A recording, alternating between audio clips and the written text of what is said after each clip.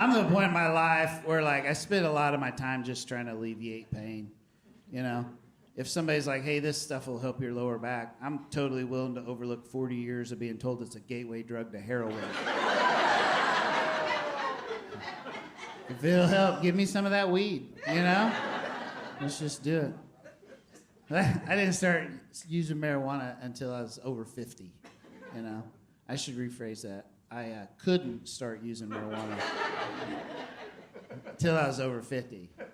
Because in 1984, I was in an organization called DARE.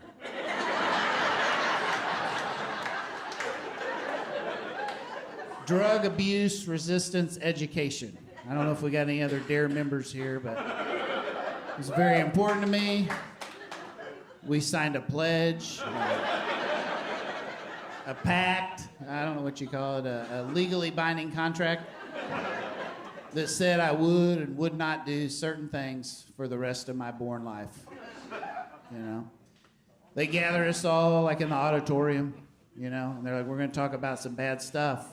And then at the end of this thing, if you want to sign an agreement, you can, you know.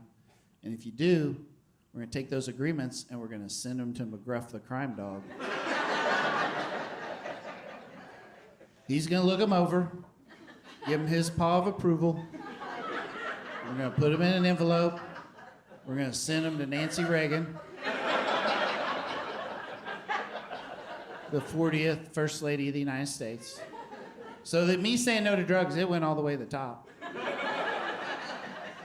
I took it serious.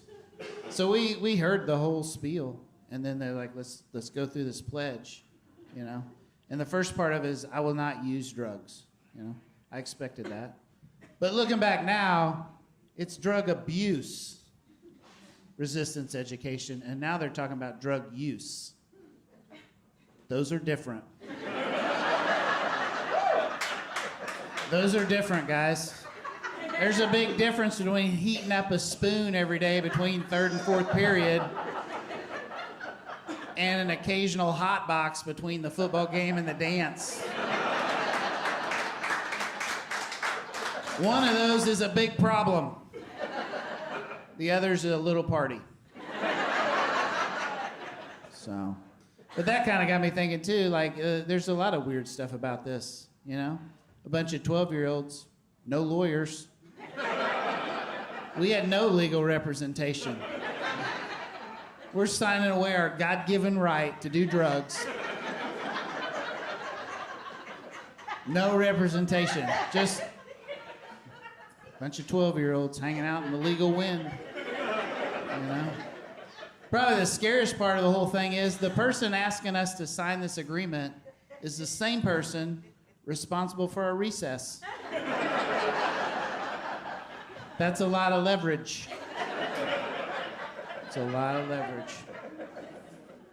I got to the second part of the agreement, and it was, I will avoid violence.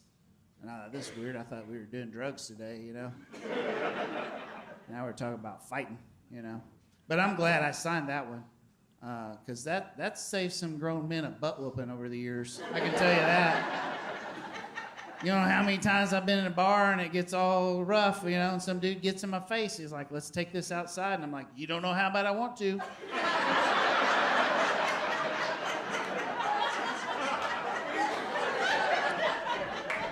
But in 1984, I was in an organization called DARE.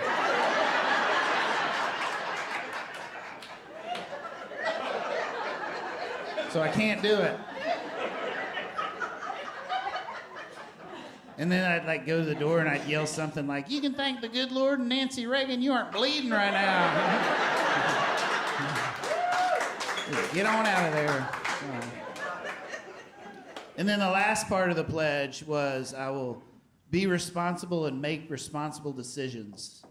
And those are the same thing. That's the same. I think they're just filling space at that point. You know? So that's it. We signed the agreement, you know. Went out to recess, and I'm like, this is going to be cool, guys, not doing drugs the rest of our life, you know? And then one of my buddies like, I'm still going to do drugs because I didn't sign my real name.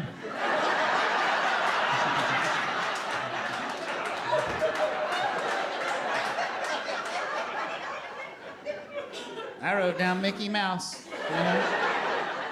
And I'm like, you probably should have told me about this plan. You know? Well, my other buddy's like, I put down Joe DiMaggio. You know? It's weird you picked a name that hard to spell, but should have told me. We could be getting high right now, you know? So, spent a lot of years looking over my shoulder, you know, for Nancy Reagan's people. Trying to bust me, you know. I'd be in college and some older looking dude would come wandering into a party. Everybody's like, that guy's a cop. And I'm like, that's one of Nancy's boys right there.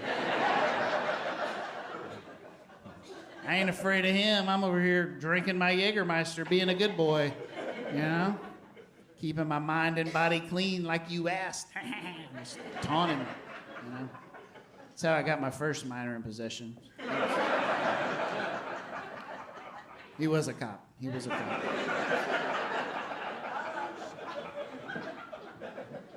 A lot of years of that. And then like a few years ago, one of these deadly drugs started to identify as medicine.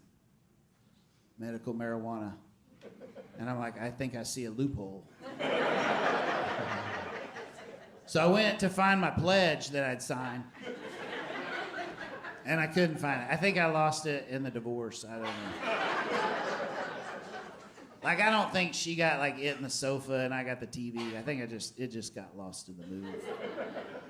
You know. So just to be safe, we put the medical card in my wife's name. Just to be safe. And then a couple years later, they just made it legal, recreational, you know. So at that point, I'm like, come on, man. I'm over 50, you know. Nancy Reagan's been dead for 7 years. Like at this point, if they bust me, like I'll just do the prison time and move on, you know.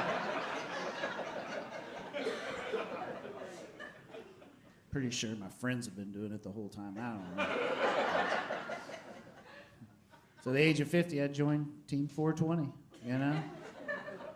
And then I quickly realized that my lungs weren't ready for smoking. So I got to stick to the edibles, you know? So like, all my buddies are like ripping bongs and passing joints. And I'm like, I like these peach ones.